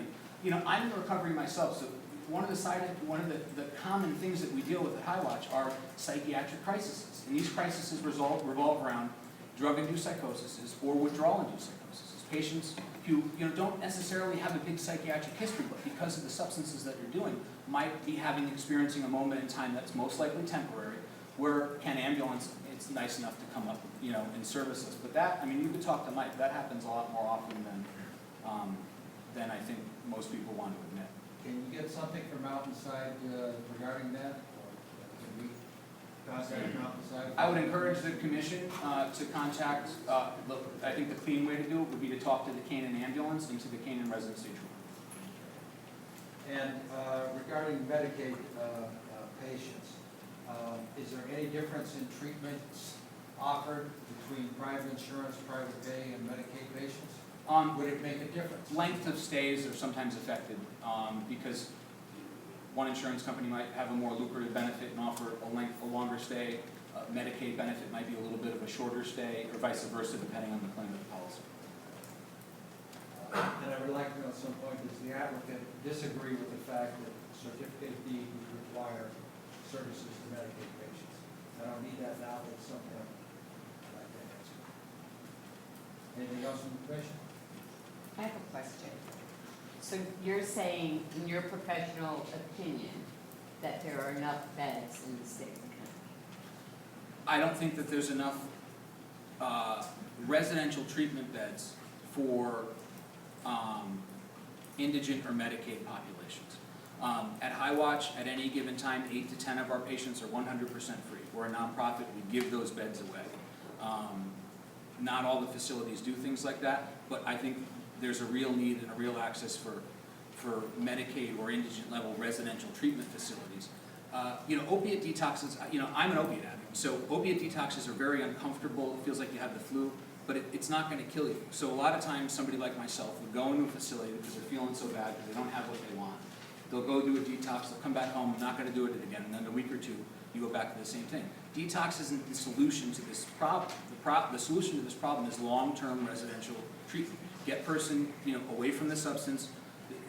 We've done a lot of studies in the neurobiology of addiction, the brain chemistry that's affected. The longer you can keep person in a facility, the better off their chances are, which is why we give away some extra time that we do give away. I don't think there's a shortage of residential or detox beds per se. There's a shortage of residential and detox beds for indigent and Medicaid populations. And that's not state mandated that you give away those beds? No. We don't take Medicaid because we've been here so long, we pre-existed all the regulations. Rather than take Medicaid, we just give, if we did apply, we wouldn't qualify because we do serve that population, but it's by giving the beds away for free. So does Highwatch do detox? We don't do narcotic or controlled substance detox. We don't do the detox that the applicant is applying for. We do take patients in that might have used opiates like that day or right after, and we do treat their symptoms with different medications. We treat the symptoms, we don't necessarily detoxify them from the drug. Because as I said, an opiate, opiate dependency or detox from an opiate, isn't going to be life-threatening in most cases. It's just going to be very uncomfortable. But you don't allow or you don't encourage someone to come to you after they've used for detox and then leave after 10 days. We will not sign a guest up at our facility for anything less than 21 days. We have patients that call us all the time, I just need to come in for 9 days, and we're like, we're not gonna take your money, it's not gonna work. I mean, even the patients that stay at our facility for the 21 days, that's the minimum. The recidivism rate on those patients are much, much, much higher than the patients who stay 45, 60, 90 days. So when, truth be told, when I went to High Watch as a guest, the only reason I went to High Watch is because I was sitting in detox and there was 2 brochures that I was given. One was 30 days, the other one was 21 days. I'm like, I'm going to the 21-day program because it was shorter. But once I got there, my thinking started to change. The staff was able to work with me and show me that I needed to be here, and I believed it, and I did stay there. So I was able to be successful. So if they sign for a 21-day contract, that they can leave. Oh yeah, we can't keep anybody there. But if the commitment's not there walking in the door, we won't be there. There must be detox centers in urban areas that are successful, where opportunity and temptation is everywhere. Are there not?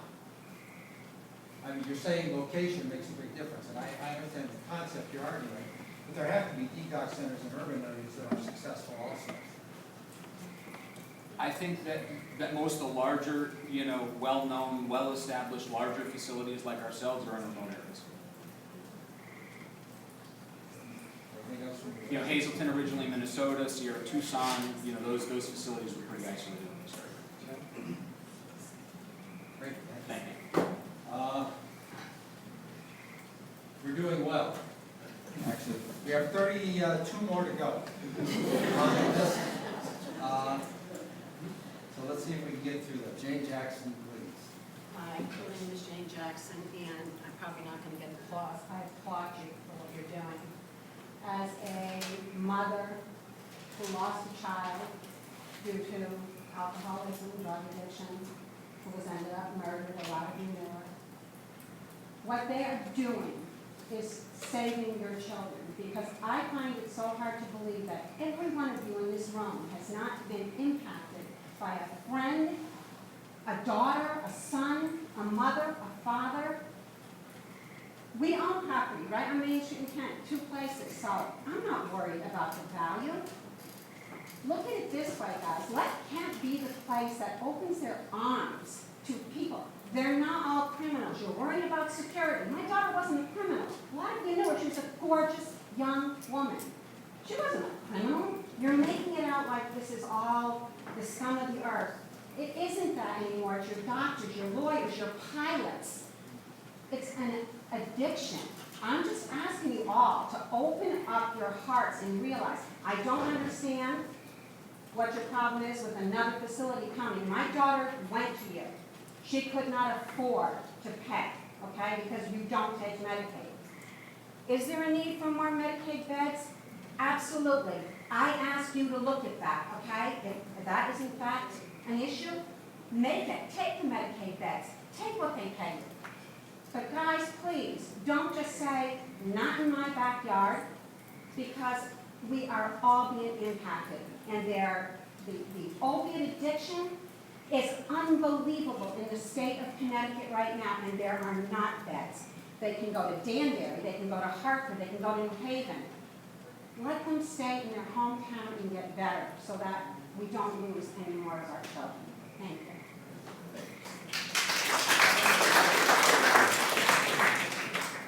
Alan Priel. I'm Alan Priel. I live at 82 Carter Road. It's right directly adjacent to High Watch Farm. High Watch Farm is a really good neighbor. The only reason I'm standing up tonight is to try and allay some of the fear that some of you may have about a treatment facility.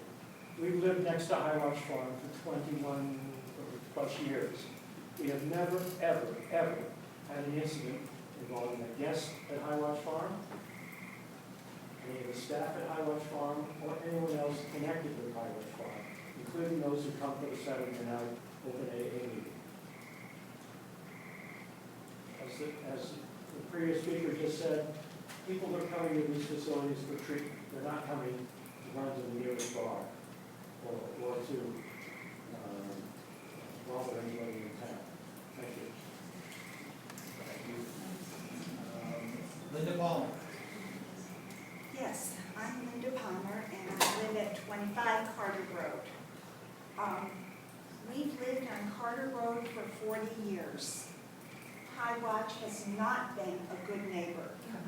They just bought the 65 acres next to me. They are in a rural zone, whereas Birch Hill would be an industrial zone, if I read my zoning map. No? No, rural. Rural, okay. They are on a septic system which goes underneath Carter Road to a lot across the street. And this Birch Hill would be on a sewer system. High Watch pays nothing in taxes. The fire department is up there with the ambulance almost every single day. And they are not allowed to go through the gates at High Watch until the state trooper gets there to make sure the site is secure. I looked at the tax records for Brian Foley and Apple Healthcare. They pay $54,700 in taxes, plus they pay $34,000 to the sewer commission, and so that's about $90,000 a year, plus personal property tax.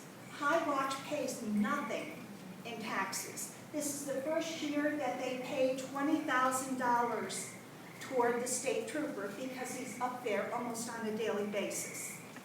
Before that, High Watch took no interest in what was going on in our town. Okay, some of your points are very good, informative. Do you have more of those? Nope. Okay, and I mean that, I really mean that, thank you. Andy goes. Thank you. I'm Andy Yosef, former resident trooper in Kent from 1968 to 75. I did deal with a few incidents up at High Watch during my 7 years as a resident trooper. Nothing of a serious, but we're talking over 40 years ago. I want to emphasize that anymore. But I'm really not convinced of the need for another drug and rehabilitation center at the former Kent location against 46th Street in Kent. However, I'm not completely opposed to it. From 1981 to 85, I was assigned as a detective to an organized crime unit of the Connecticut State Police located in New Jersey, Connecticut. One of our assignments was to conduct background investigations among owners and officers who applied for a license to operate and purchase legalized gambling facilities in Connecticut. The investigations were extensive and thorough. They were paid for by the applicants. I would hope that there would be a complete independent background investigation on Birch Hill. The owners, investors, and officers that would be paid by them before any decision would go by a planning and zoning commission. Because there is a possibility of increased investigation by a resident trooper of state police within the pharmacy, I am proposing that Birch Hill provide some financial funds to support the resident trooper, maybe because we need another resident trooper. This town is going crazy. And I was over 40 years ago, and I was busy as a resident trooper. I can imagine what it is now. I talked to Trooper Fisher, and he is overwhelmed with what the investigations are doing in this town. You probably don't hear a lot about them, but they're out there. Drugs, definitely, all kinds of drugs. And you did mention that High Watch does provide financial assistance to the resident trooper. Thank you very much. Thank you.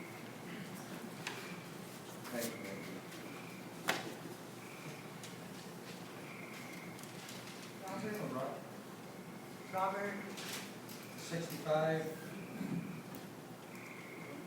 something address, 65 something? All right, Bill Baccarat.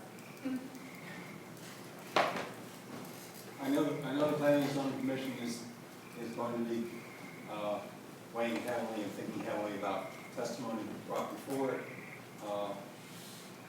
I'd like to point out that the first speaker tonight in favor of this center indicated that the proposed site is not in a residential neighborhood. That's just clearly not correct, because the lower parking lot at the Kent Nursing Facility borders on South Common apartments for 24 apartment units. So I hope you'll scrutinize everything that's put before you by all parties.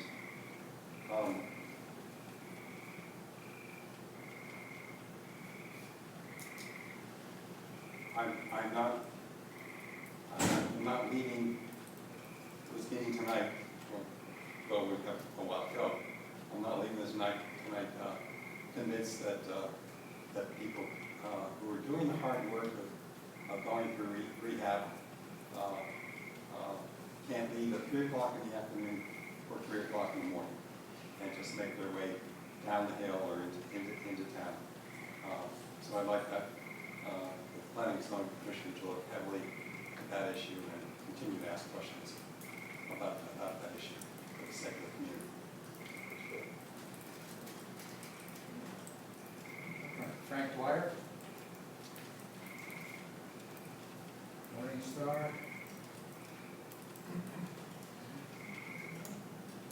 Vance Taylor.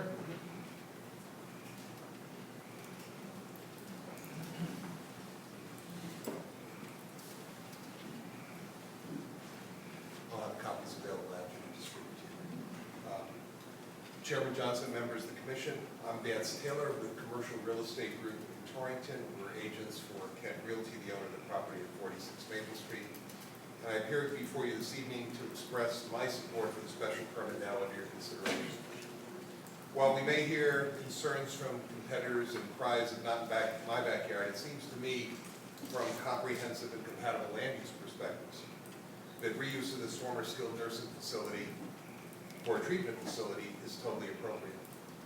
Section 6.62 of your regulations allows for such use, as we heard, as a clinic or similar institution, and that standards for granting a special permit as cited in section 4.15.3 appear to be met, especially because we've heard some concerns voiced about location and the suitability of the location. As you know, this property, parcel 6, is approximately 11.52 acres.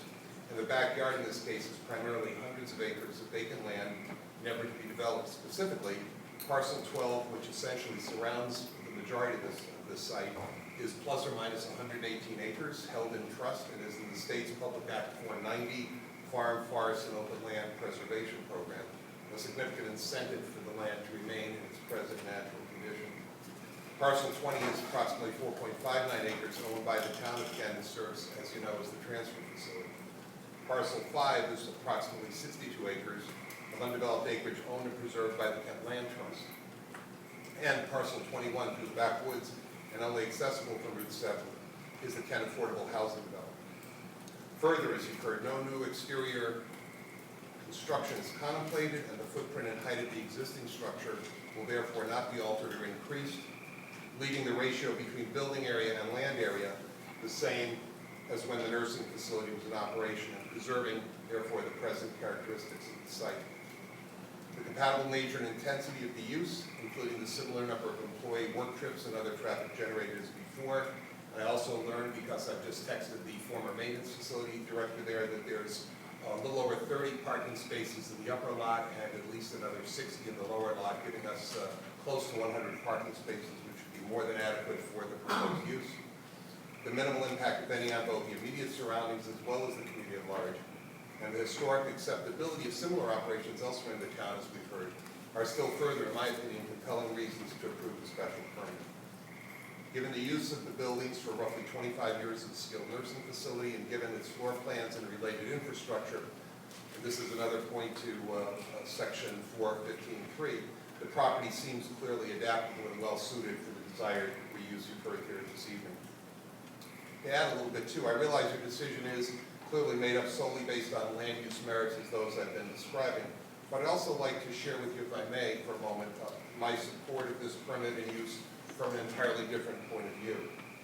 In addition to being a commercial real estate agent, I'm an ordained minister in the United Church of Christ and serve as a pastor to a small congregation in a rural suburban community here in Connecticut. In the past year while I've been serving, one family experienced the loss of a nephew due to a drug overdose, and more recently, the mother and newborn child of another family are now in the methadone clinic as the baby enters the world already facing serious health challenges. From what I've observed, issues of drug dependency and drug-related deaths have reached statewide epidemic proportions and not localized to any one particular demographic group, which certainly explains why just this past Monday, as you may have read, Senators Murphy and Blumenthal convened a summit to address the growing crisis.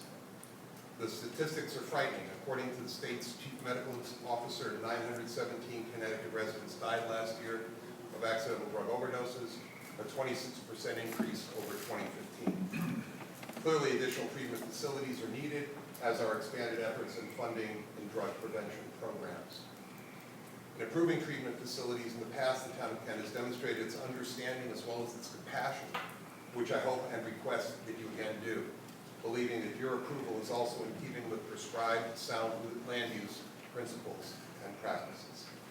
Thank you very much, and I'll leave copies of my remarks for you.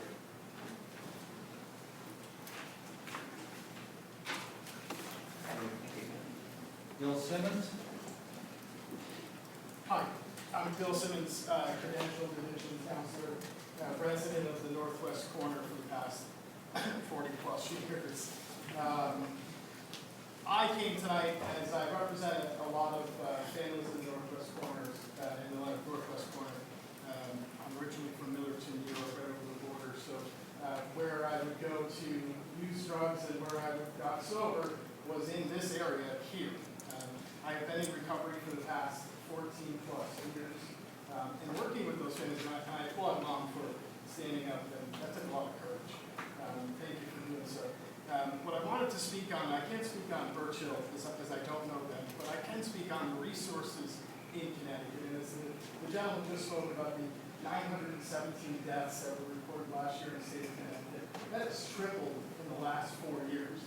So whatever we have been doing up to this point simply is not working. It's simply not enough. What we need is more resources for family, not less.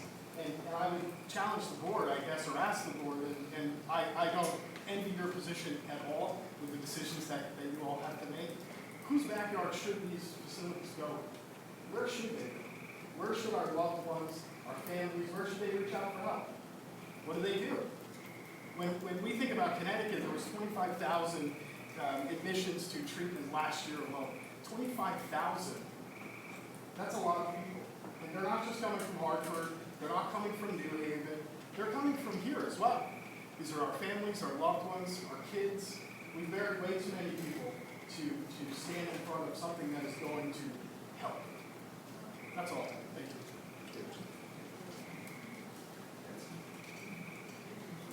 Oh, Peter Jensen. Peter Jensen going once, going twice.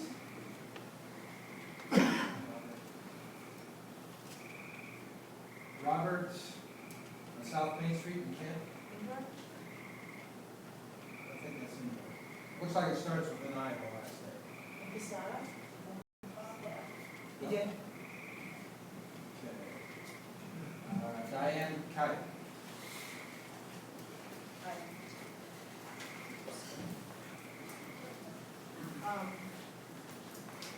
I'm for people getting treatment, just Can you not. say your name, please? Sorry? Can you say your My name, name is please? Diane Pike.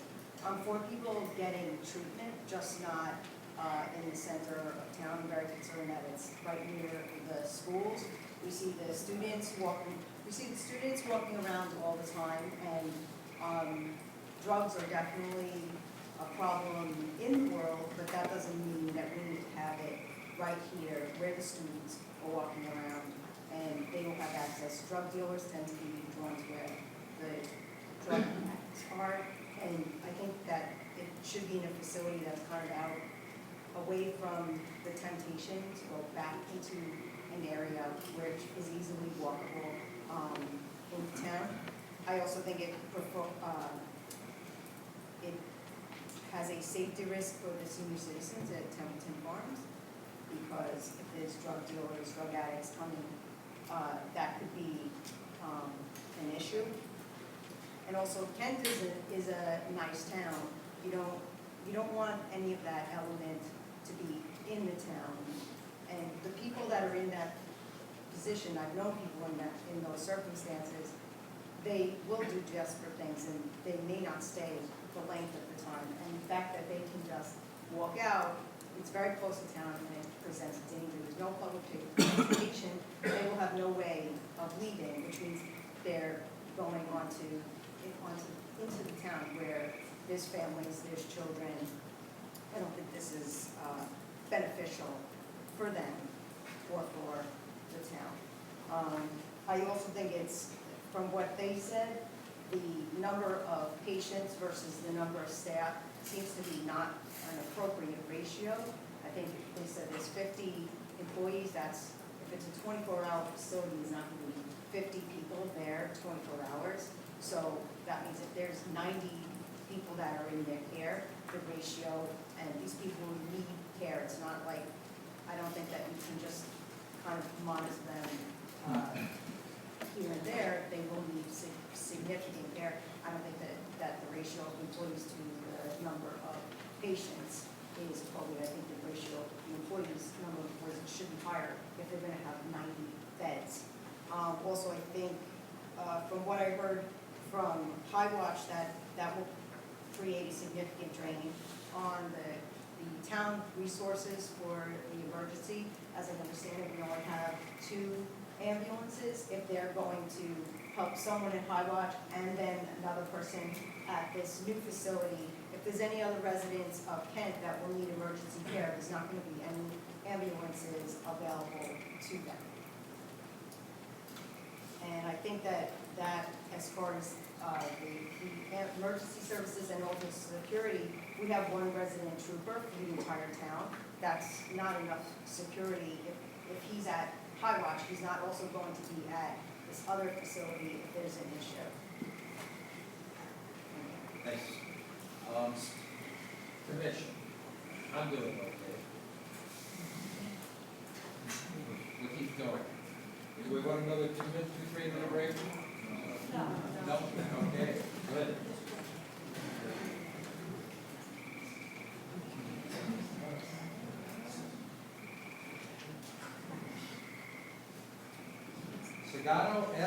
Esgato, 35 Stone Fences Lane? We got it right? Yeah.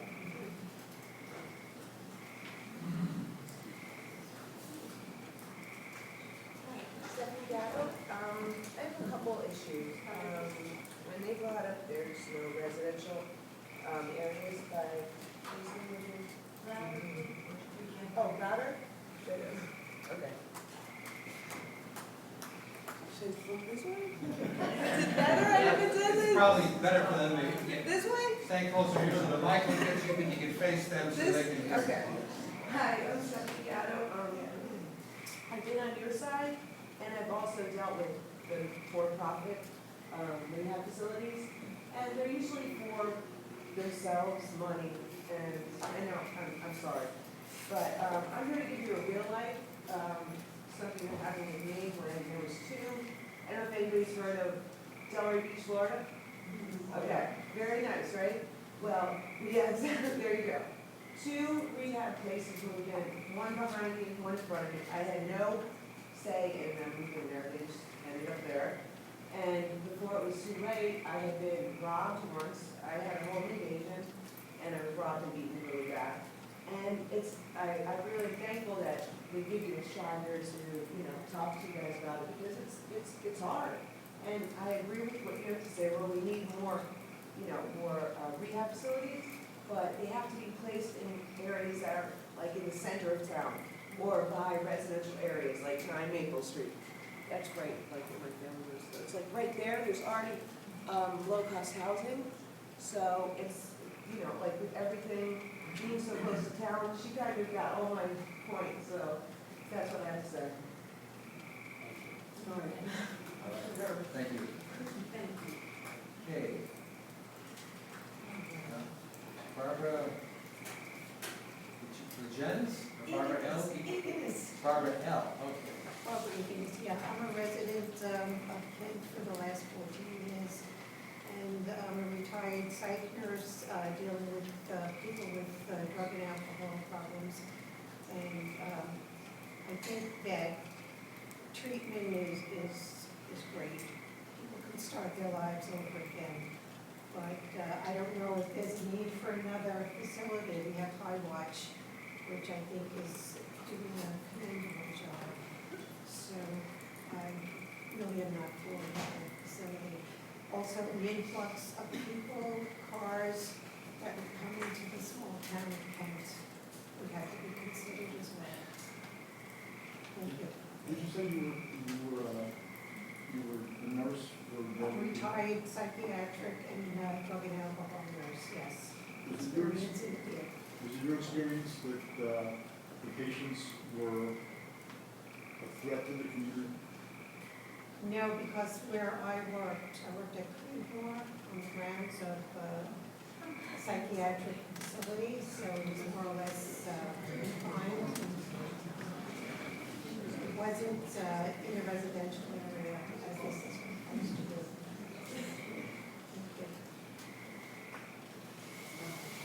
Okay, Rob Fisher. I'll pass. You don't want to hear from me again, I'm sure. Who's the other Rob Fisher?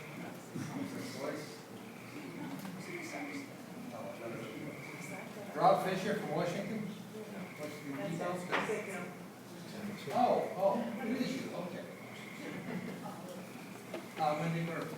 That's a no also, that I want to say. Great.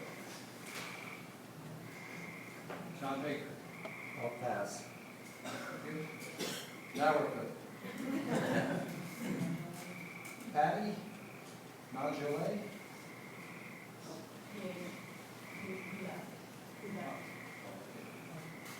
Was that Peter? Yes. Paul Henry Nargilly. John Sterry. John Sterry? Cedar Mountain Road?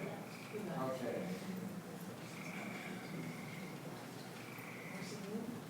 Marcy Boone? Hi, I'm Marcy Boone. I've been a resident of town, I think, for 14 years, I need to say. I live on Common Road. I really have appreciated hearing both sides of this issue, and I think, particularly this gentleman, who spoke very eloquently about the need for rehab for people who are dealing with addiction, and we need it. There's absolutely no doubt about it. We're all humans. I have a good friend who lost her son a couple of years ago to a heroin overdose, and I see her struggle with it on a daily basis. My concerns, and I can't say at this point that I'm for it or against it, because we need it, absolutely. My concerns are the location and the size, that there's 90 beds. That's larger than New Milford Hospital, which has 85 beds, and larger than Sharon Hospital, which has 83 beds. They're larger than our local hospitals. I worry about the size of operation, people who need really personalized attention. I don't know what your program is, so I can't comment on that, but it does need to be personalized. And again, the size of a 90-bed facility, I'm wondering if the people who need the help are really getting the programming that they need. Templeton Farms, which is our senior housing, abuts it. If it's not abutted, it's, easy walk to it. So absolutely I'm concerned about that. I'm concerned about, I think, High Watch saying, of all the schools in the area, that is definitely a concern for mine. I don't know if those are valid concerns. I mean, they are valid. I don't know which one outbalances each other. I also am curious as to emergency intakes. Will the intakes be done during business hours? Is it going to be doing intakes in the middle of the night? Will that be impacting the residents that are nearby? I worked with emotionally disturbed children that did deal with drugs and alcohol, but they were sent to other facilities at that point in time. But again, I just want to make sure that the staffing is appropriate. What is the ratio of staff to clients at any given time? And is the program, again, it goes back to the program meeting their needs. And the other concern that I really have is the impact on our infrastructure. I've heard it over and over again. The ambulance service, the police service, we have 90 beds, we have one, maybe only one person comes to see them. We know what town is like on the weekends. I will bring in monies to town, needed monies, absolutely. Can our businesses handle that influx of people? I don't know. Again, I really applaud, we need it, and I do believe, I've said before, we can't say, well, yeah, we need rehab, but let them do it. Let it go to another town, I don't want it. But we do have 2 facilities in our town already. And again, the needs that have been expressed today and that I'm expressing, I think it needs to be well balanced and it needs to be looked at. G. Halsted Logan.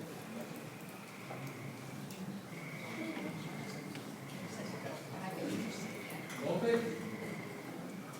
Figure out, okay. Heather and Tim Smith. Oh. Sorry. Vincent Verdi.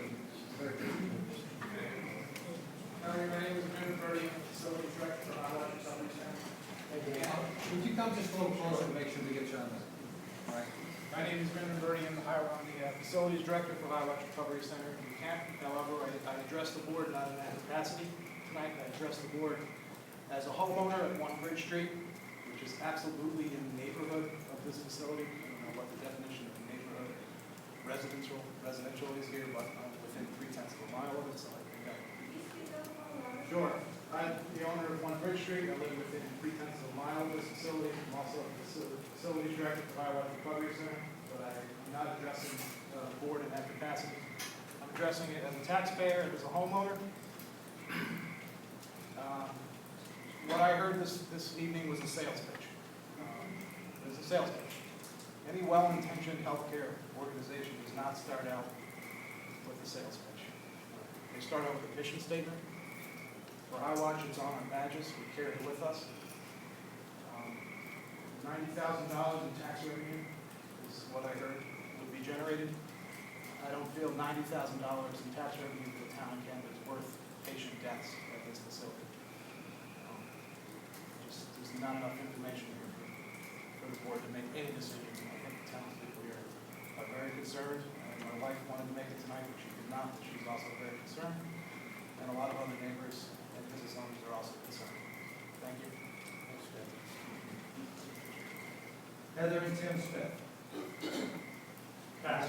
Okay. Jim Lord, you still here?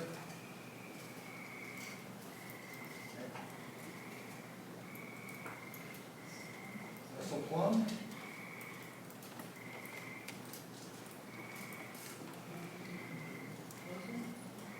Ann Lozman. Barbara Lynch. Bob Indor. Just like. Sylvia Rodman. I pass. Frank. McCann. Janet. Rifkin. Yes, hi, good evening. I'm Janet Rifkin. I've been a resident of Kent for almost 30 years. I do not speak about the new resident, but I would like to address the people who brought their program before. I'm a real estate developer. I own property in the Bronx. I'm a quality control building inspector, and I've been the advisor to Community Board 1 and Community Board 8 in New York. If you had ever come before any of my facilities or any of my programs with such an incomplete presentation, you would not have lasted 5 minutes. If you come back, Please I'm address the sorry. commission. Okay. I'm very disappointed in the presentation from the people from Churchill. They did not provide any information. It's, we'll get back to you. I have heard nothing about environmental impact study. I have no idea when you say I'm ripping out the carpet and I'm changing the windows, what was there before? Initially, it was Kero-Sun, there was asbestos. I do not know what happened when it was converted to a big facility. I hear nothing about that. I have not read your presentation that's been put in writing, but it's very nice that you're going to you facilitate people, you've done these, but I have no idea what your impact is, what your structural part is, and I found it to be an incredibly wishy-washy presentation. I'm sorry that I sound so negative. I am not against a rehab center. I am not against facilities like this. But I am very disappointed if this is how you're going to present to our community. I am less than impressed.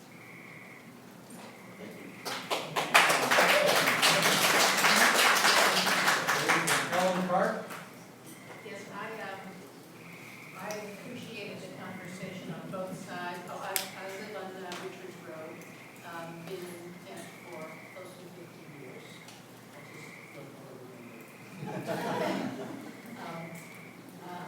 The one thing I wanted to raise for the commission is the notion that somebody mentioned Delray Beach. And one of the things that I have been reading, possibly in misinformed, but that in a town the size of Kent, to have 3 significant treatment facilities raises the profile of Kent from a brand standpoint and may in fact attract people who are willing to take advantage of the recidivism and other things. So I'm wondering whether the commission can take a look at what the follow-on effects of having a brand where we have 3 major treatment facilities and in personnel. Thank you. That's everyone who signed up tonight, and I think this is a pretty good stopping point. The commission has another item on the agenda. I see 2 hands raised. I have a question. Commission, go with this a little longer, or not? Well, somebody has a question. Yes. Okay, it's a quick Identify question. yourself. I'm sorry, I'm Jane Zatlin, and I live on Campbell Road. My question is to the people that did the presentation tonight. I have no idea what your backgrounds are. You said I ran a facility in California, I ran a facility. I would like to know what those facilities were so that we can do a little bit of research on where you're coming from. Okay, so just to say that I did this wouldn't pass my HR department and my company. So that's what I would be interested in, is finding out where these people really came from and what the corporate structure is. And there was another hand over here. Mike Petroni, ambulance chief again. My biggest concern for the facility, listen, I understand there's a need for them, so I'm not for or against it. My concern is for the fire department. I sat and talked with Burchill, what they want to bring to this town. My concern is that what they brought up at the meeting was they're going for a license for a certain level of detox. And if that requires them to become a certain level of care, they were not going to go for that level. They go for the next level down, which would be mountainside level. And according to the assistant ambulance chief in North Canaan, they average a call a day at mountainside. And they're the second busiest ambulance service in the northwest corner of the state. First would be so they're that busy. Personally, as the ambulance chief, I really don't want my call line to go up that much. I call a day. We average right now, without Kent, we're averaging 400 plus calls a year. If you add another 365 calls to that, that's a huge tax on the volunteers in this town. And at that point, I don't know what we've been doing to do that, other than we haven't been hiring personnel, which would, I would definitely come to the town and require more funding to the fire department, will support that. So, that is my huge concern, adding another facilities now. You know, Chief Epstein had some numbers that he showed me a piece of paper he was hoping to see also. Great, thank you. Eric? No, I'm good. That's why I said. Can I say it? My name is Tessa Helm. I live, my husband and I live on Elizabeth Street. We have 2 young daughters. And one of the reasons why I moved to Kent was that I wanted them to grow up in a village like this, and to be able to walk out the door by themselves when they get to be young teenagers, and go to the coffee shop and go to the bookstore and have a little bit of freedom. A facility of this size, right in the town, presents a real possibility that they can encounter somebody walking out the door without, permission or advice, to meet up with somebody in the village that they've been able to contact to bring them a drug that they desperately need. We're talking about a 90-bed facility, and the village of Kent is tiny. We have a lot of children, we have a lot of young people who walk into the village to do very perfectly innocent things. And I'm really concerned that a facility that size, you can't prevent a certain number of people leaving without permission. You just can't. And where they're headed, there's no bus out of here, there's no train. Nobody's going to pick them up if they're leaving against the advice of their counselor. The other thing, and this was brought up before, I work at a school for children who have special needs. We have 40 students. We have 85 staff. Thanks. I just have one quick comment. Kendra Littner, I'm the president of the local preschool in town. Kind of piggybacking on her comment.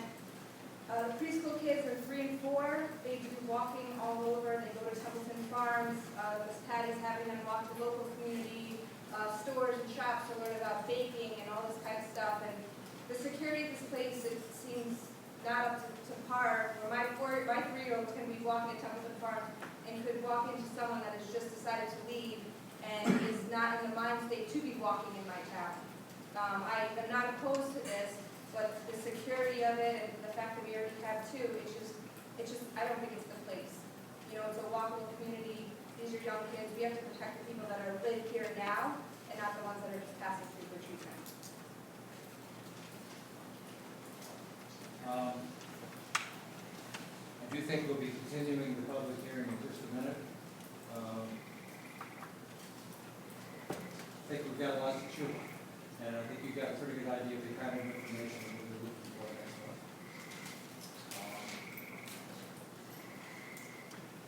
Commission? Any other questions, anything to add?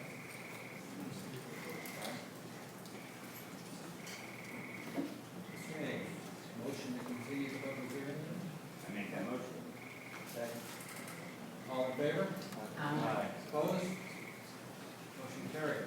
We will see you the second Thursday of August. Second? Yeah, August 10th.